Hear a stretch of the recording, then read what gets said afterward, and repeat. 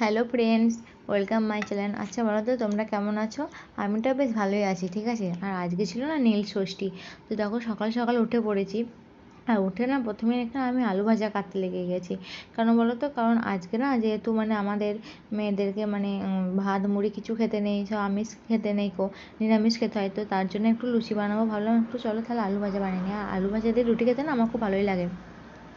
তারপরে দেখো দুপুরে খাওয়ার জন্য এখানে বানিয়েছিলাম ডালিয়া, ঠিক আছে। তো আজকে যেহেতু ভাত মুড়ি কিছুই খেতে পারবো না, তো দুপুরে তোমাকে ডালিয়াই খেতে হবে। আর তো কিছু অপশান নেই, আর এই গরমে না ডালিয়াটা খুবই ভালো।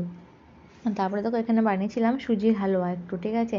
সুজির হালুয়া বানানো হয়েছিল। আর বানানো হয়েছিল তোমার কি বলবো, ওই ছোলার ডাল, ঠিক আছে। ছোলার ডালটা না আগের দিন রাত্রে আমি রেডি করে রেখে দিয়েছিলাম, সেদ্ধ করে আর কি। আর যেহেতু একা থাকি তো সব কাজ একাই করতে হয়, তো একটু তাড়াতাড়ি না করে রাখলে হবে না, তাই না। আর দেখো তারপর আমি আলু ভাজাটা বানিয়ে নিয়েছি। আলু ভাজাটা বানানোর পর একটু ময়দা আর আটা মিক্স করে একটু মাখিয়ে নিয়েছিলাম, একটু লুচি হবে তাই। পুরো ময়দা লুচি ভালো লাগে না, ঠিক আছে। একটু পর শক্ত হয়ে যায়, তাই আটা আর ময়দা মিক্স করে বানিয়েছিলাম। আর দেখো মন্দিরে যাব, একটু আলতা না পরলে তো ভালো লাগে না, তাই না।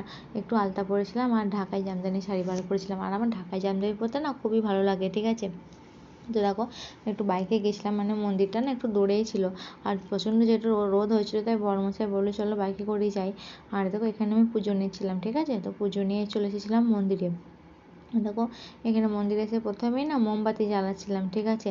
তো তারপরে দেখো শিবের মাথায় জল ঢালতে হবে। এখানে না কি বলবো তোমার, গঙ্গার জল পাওয়া যায় না, হ্যাঁ। তাই নর্মাল কলের জলই না এখানে শিবের মাথায় ঢালা হয়।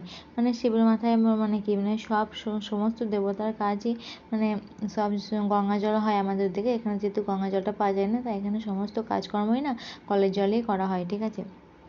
তো আমি তারপরে না সব ঠাকুরকে প্রণাম টনাম করে নেওয়া হয়ে গেছে। আর ঠাকুরকে সমস্ত ফুল দেওয়া হয়েছিল, অনেক পুজোতে না অনেকটাই ফুল দিয়েছিল, ঠিক আছে। তো তো সেই জন্য আমি দেখো সমস্ত এখানে যেসব ঠাকুর আছে না সবাইকে সব ঠাকুরের কাছে একটু ফুল দিচ্ছিলাম, প্রণাম করে নিচ্ছিলাম, হ্যাঁ। তো তারপর বাড়ি চলে এসে দেখি বড়মশাই লেচিগুলো কেটে রেখে দিয়েছে। তো ভালোই হলো, সুবিধা হলো, শুধু বেললেই হয়ে যাবে।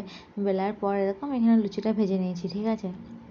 আর আচ্ছা বলো তো, তোমাদেরকে নীল ষষ্ঠীর এরকমই নিয়ম, না তোমাদের ওদিকে আলাদা রকম নিয়ম আছে? আমাদের এদিকে না নীল ষষ্ঠীতে এরকমই নিয়ম হয়, ঠিক আছে। যে সমস্ত মেয়েদের বেবি হয়ে যায়, তো তাদেরকে আর কি এরা এসব খেয়েই থাকতে হবে সেদিনকে। ভাত মুড়ি বা আমিষ জাতীয় খাবার কিছু খাওয়া যাবে না। আর দেখো এদিকে দুপুরবেলায় ছেলের জন্য একটু খিচুড়ি বানিয়েছিলাম, যেহেতু ছেলে তো ভাত খাবে, তাই না। ছেলে তো আর উপোস থাকবে না। তো দেখো উপোস অবশ্য কেউই থাকবে না, ছেলে তো ভাতটা খেতে পারবে। তো ছেলের জন্য এখানে আমি রান্না করে নিয়েছিলাম, খিচুড়ি করেছিলাম। আর বিকালবেলায় দেখো আমি একটু রাত্রে যেহেতু সাবুর খিচুড়ি করবো, তাই মুগ ডাল আর সাবু ভিজিয়ে রেখে দিয়েছিলাম, ঠিক আছে। আর একটু খেয়ে নিয়েছিলাম ফল। আর সেদিনকে ওয়েদারটা না একটু মেঘলা মেঘলা ছিল, প্রচণ্ড গরম ছিল।